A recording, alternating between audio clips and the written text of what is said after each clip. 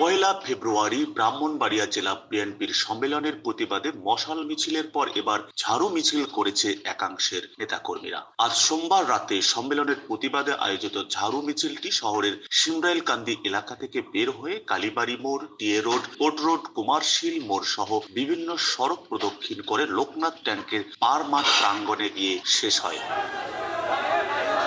এ সময় জেলা বিএনপির সাবেক সহসভাপতি অ্যাডভোকেট শফিকুল ইসলামের সভাপতিত্বে বক্তব্য রাখেন জেলা বিএনপির সাবেক সহসভাপতি গোলাম সরওয়ার খোকন, অ্যাডভোকেট আনিসুর রহমান মঞ্জু, সাবেক যুগ্ম সাধারণ সম্পাদক এবিএম মমিনুল হক, সাবেক কোষাধ্যক্ষ জসিমউদ্দিন রিপন, সদর উপজেলা বিএনপির সাবেক সাধারণ আলী আজম, জেলা যুবদলের সভাপতি শামীম মোল্লা, সহসভাপতি রাশেদ কবির আকন্দ প্রমুখ।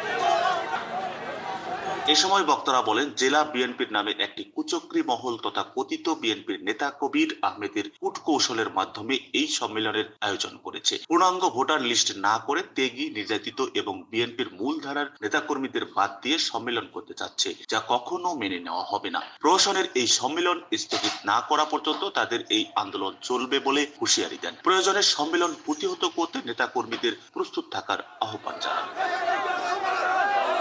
ঝাড়ু মিছিলে বিপুল সংখ্যক নারী সহ জেলা বিএনপির একাংশের নেতা কর্মীরা ও জেলা যুবদল, ছাত্রদল, স্বেচ্ছাসেবক দল সহ বিভিন্ন অঙ্গ সংগঠনের নেতা কর্মীরা উপস্থিত ছিলেন। উল্লেখ্য, এর আগে গত ২৮ ডিসেম্বর ও ১৮ জানুয়ারি জেলা বিএনপির দ্বিবার্ষিক সম্মেলন অনুষ্ঠিত হওয়ার কথা ছিল, কিন্তু এক পক্ষ সম্মেলন সকলের প্রস্তুতি নিলেও অপরপক্ষ অনড়বিরোধিতার জন্য দুটি তারিখই পরিবর্তন করে কেন্দ্রীয় বিএনপি।